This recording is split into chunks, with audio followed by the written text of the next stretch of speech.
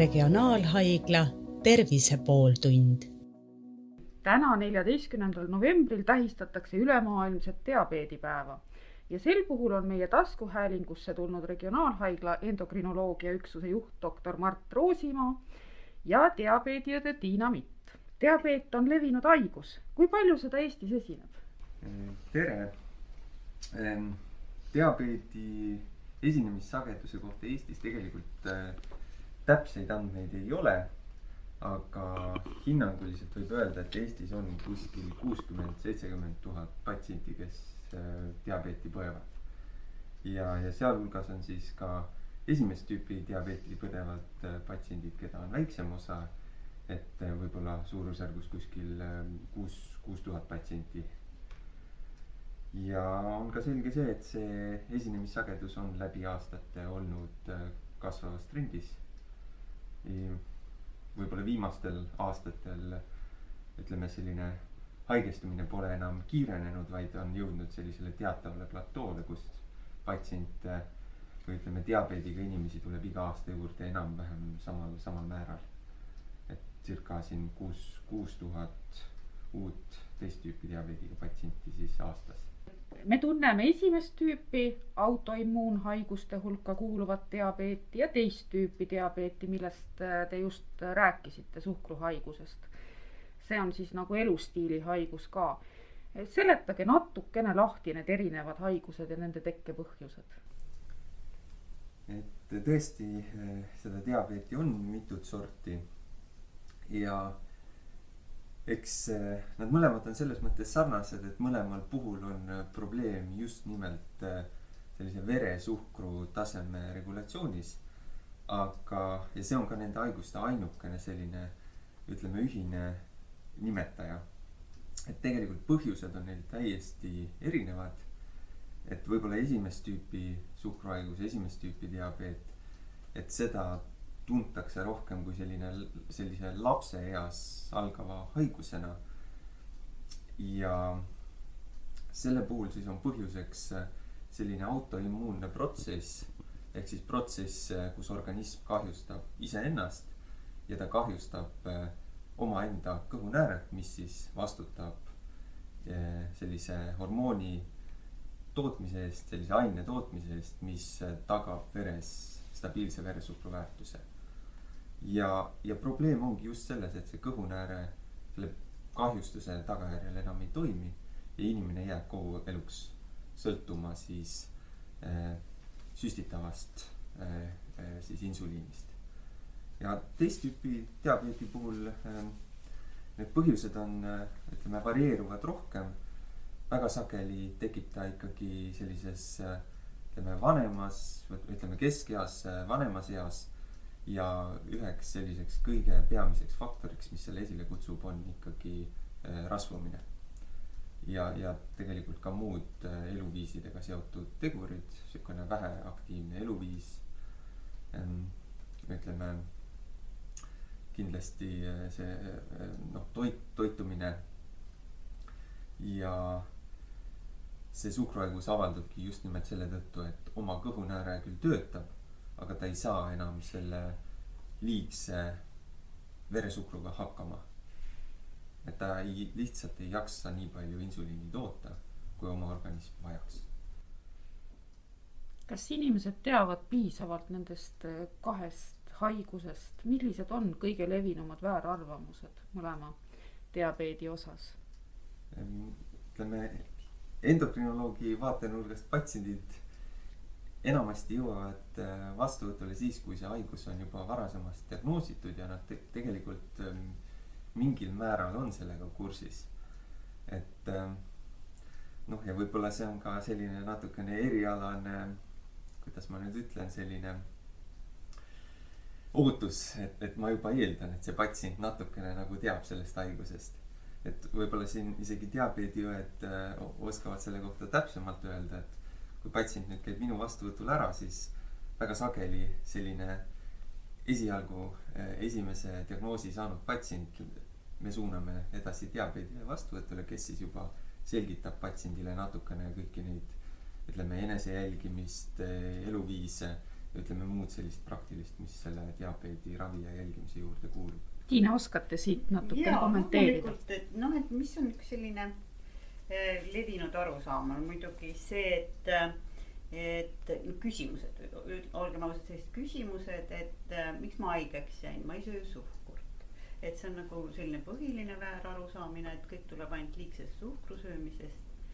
Ja teine, mis on siis juba kaasneb siis raviga, kui ravi teatud aeg on toiminud ja veresuhkrud normaliseeruvad, et siis arvatakse, et veresuhkrud on korras, siis võib ravi ära jätta. Et need absoluutselt ei teadusta endale, et sellised kõrgenenud veresuhkrud teevad laastavat tööd organismis.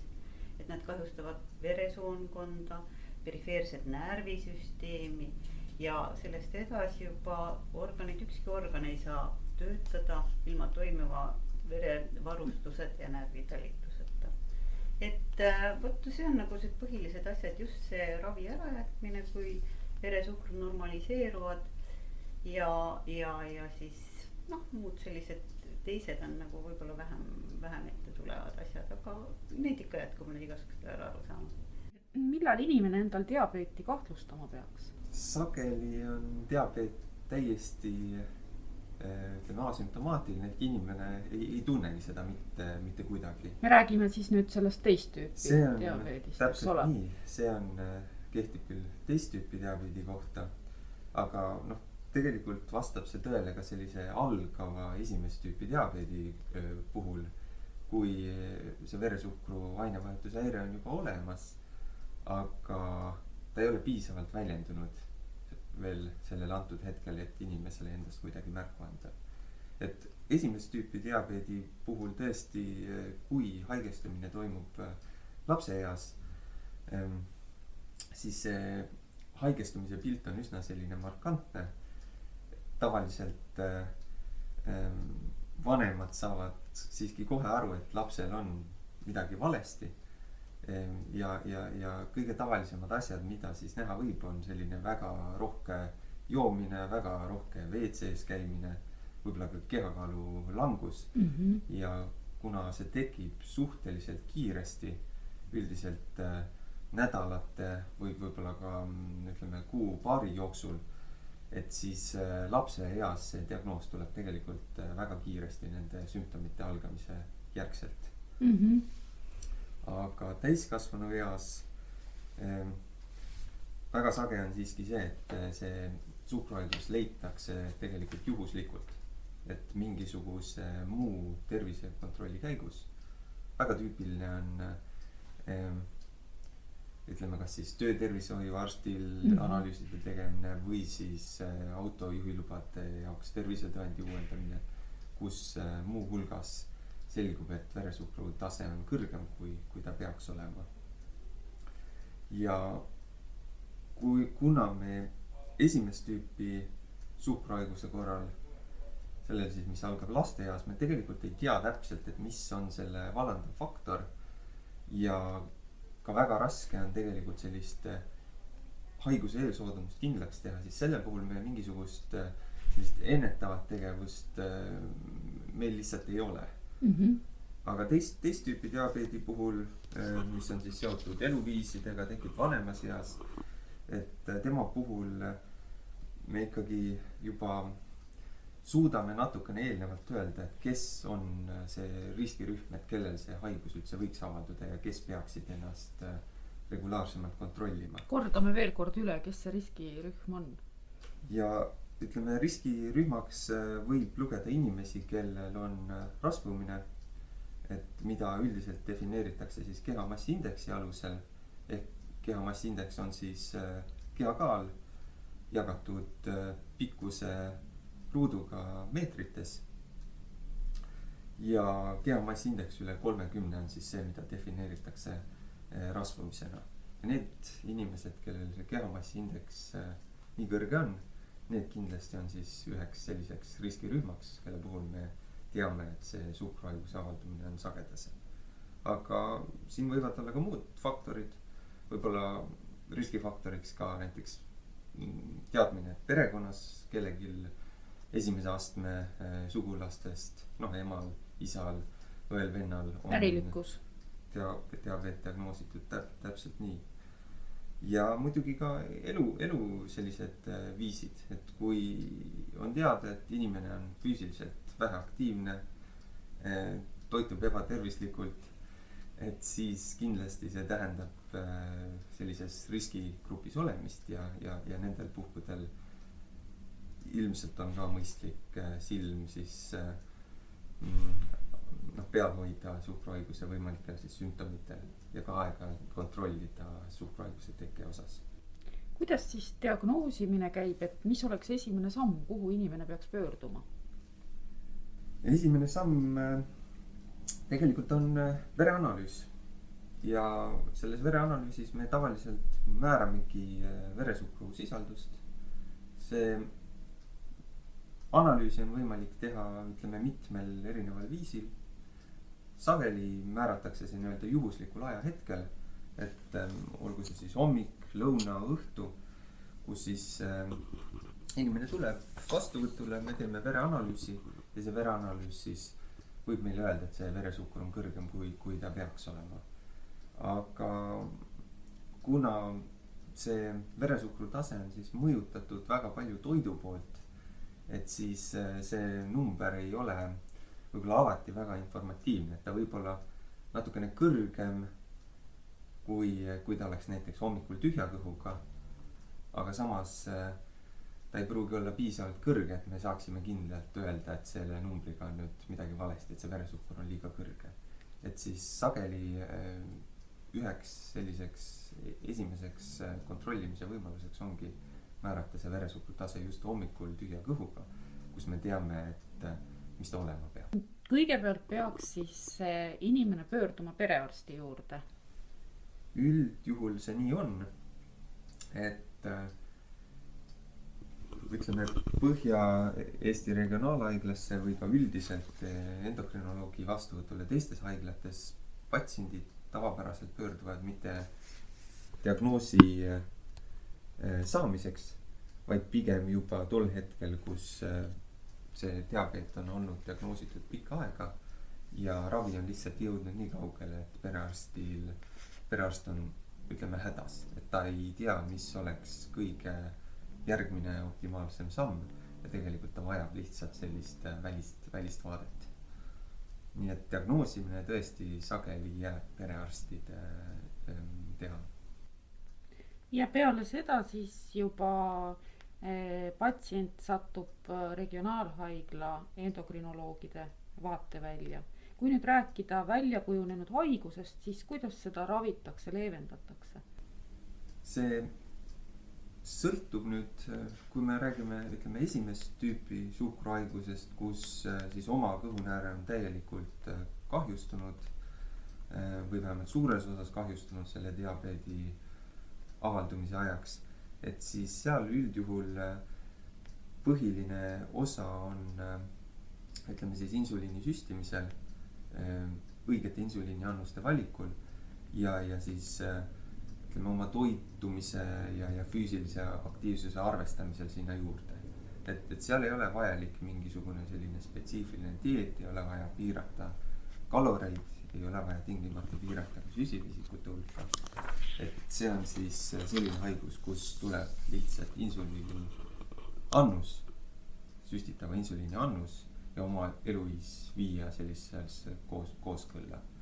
Aga teist tüüpi diabeedi puhul, kui tegemist on sellise kergekujulise vormiga, nagu juhuleiuna sageli on, siis esmaseks valikuks võib tõesti olla lihtsalt eluviiside muutus. Et inimene ei pruugigi vajata mingisugust sellist tablettravi, süsteravi, vaid esmane sekkumine ongi see, et patsient vajab nõustamist ja seda nõustamist sageli osutavadki siis just nimelt diabeedi või ka siis pereõed.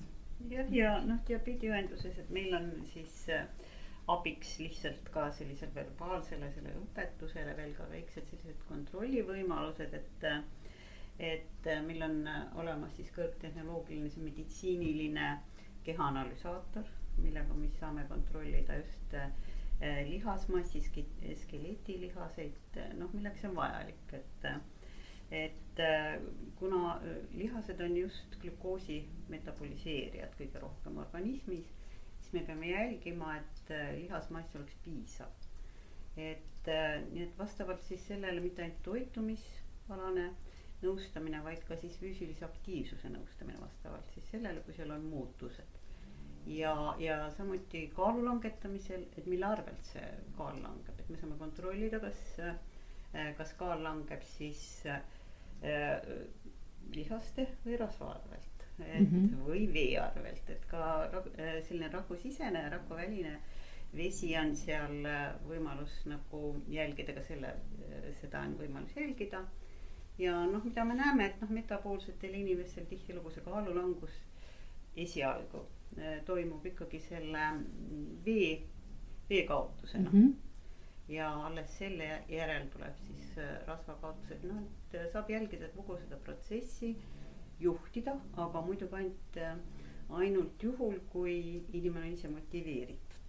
Ja sinna jõuame siis selle küsimuse juurde, et kuidas hoida patsiendi motivatsiooni kõrgel ja noh, siin on suur osa, eks ju, patsiendi teadlikkusel, et ta saab aru, mis pärast seda on tarvis teha ja seda tuleb noh, siiski kogu aeg, et see on meil nagu tiimitöö, me kõik kogu aeg räägime ühte seda sama erineva nurga alt, jälle jõuame selle tagasi ja noh, et lihtsalt hoida inimene toimivana töös, et vähendada igasuguseid tulevikus tekkida võivad tüsistusi ja probleeme.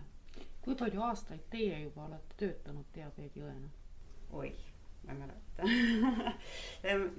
ma võin eksida, aga me olime kaks esimest, kes said haigekassalt nõusoleku iseseisvaks õendustööks ja see oli, ma arvan, et 94 vist. Teil on tõesti väga pikaajaline staaž ja sel aastal on diabeedipäeva motoks ka diabeediõed toetavad diabeediga toimetulekut. Kas patsiendid leiavad teid kenasti üles? Ei ole probleeme. Et ma arvan, et siin ütleme, PERH-is Põhja-Eesti Regionaalhaiglas on diabeediõe vastuvõtt olnud 2003. aastast.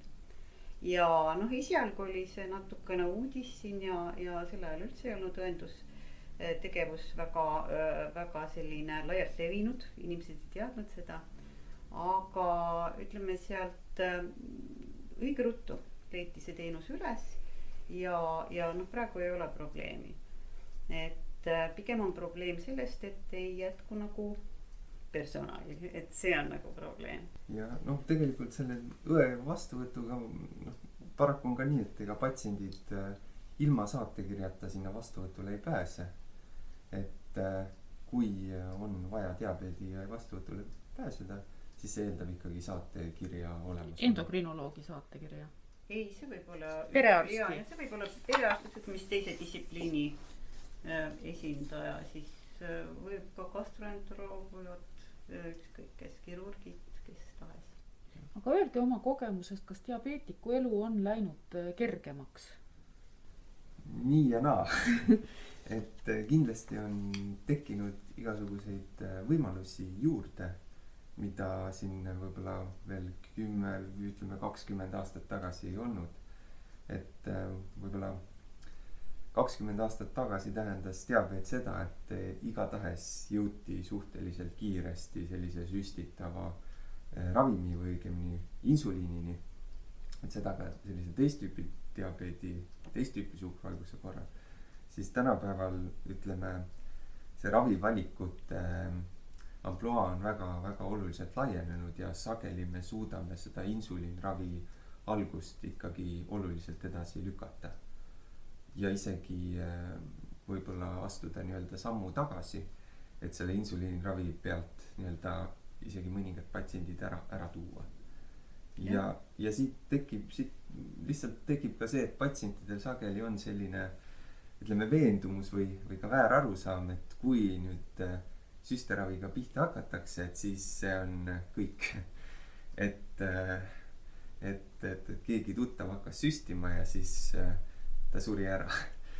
või jäi pimedaks, et see on nii tüüpiline siin vale arusaam, et aitake põhjuse tagajärg sassi, et jah, et mitte see, et see metaboolne kontroll oli nii halb, et sellest tingitud tekkis, eks ju, sellised pöördumatud muutused organismis, vaid arvatakse, et insuliin selle põhjustas, et need vale arusaamad on palju. Ja see on kindlasti lihtsalt märk sellest, et ühel hetkel mitte nii kaugest minevikus olid need ravivõimalused suhteliselt piiratud ja lihtsalt need patsiendid, kes selle insuliini ravile juba jõudsid, need sinna ka jäid. Et tänapäeval ma ütleks, et neid võimalusi on ikkagi rohkem ja me võime nii-öelda liikuda ka nagu tagurpidi. Et süst tänasel päeval ei tähenda tingimata seda, et inimene jääb seda insuliini süstima elu lõpuni. Seda on väga positiivne kuulda. Kas oskate välja tuua oma praktikast ka mõne patsiendi loo, sellise innustava patsiendi loo, kus võib-olla ongi juhtunud niimoodi, et tegelikult inimene on saanud hakkama ilma süstimata? No neid patsiente ikkagi tuleb ette, et kes võib-olla mina isiklikult või endokrinoloogid isiklikult sinna väga palju selles mõttes ei panusta, et see tegelikult on ikkagi suur patsiendi enda poolt ära tehtud töö.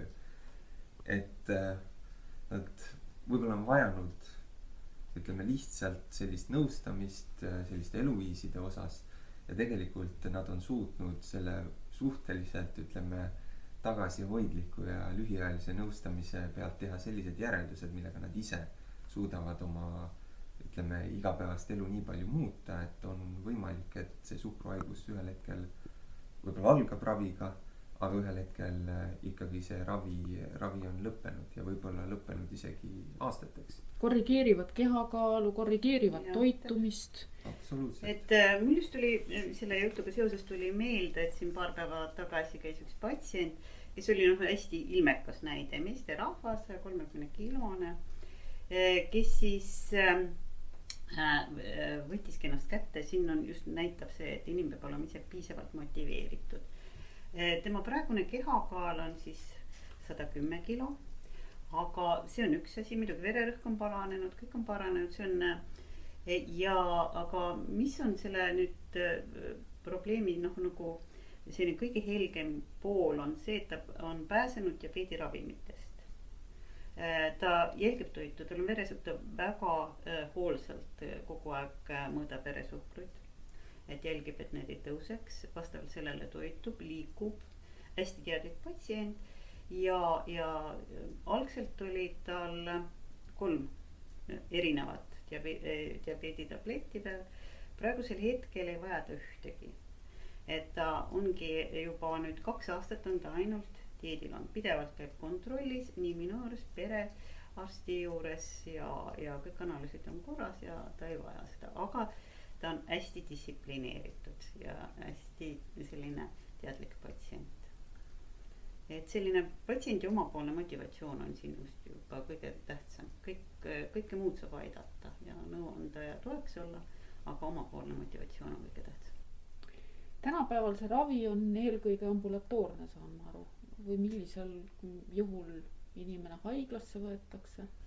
Täpselt nii, et enamasti on tegemist ambulatoorse raviga ehk patsient tuleb lihtsalt vastuvõtule ja pärast vastuvõttu läheb siis koju. Ja haigla ravi või ravi siis haiglas osakonnas sees mitme päeva vältel, et selline võimalus on meil täiesti olemas regionaalhaiglas ja seda võimalust me ka aeg-ajalt kasutame, aga valdavalt leiab see siis kasutust sellistes, ütleme ikkagi erakorralistes situatsioonides, kus siis patsient juba saabub erakorralise meditsiini osakonna kaudu väga, ütleme siis kehvas seisus suhkruhaigusega.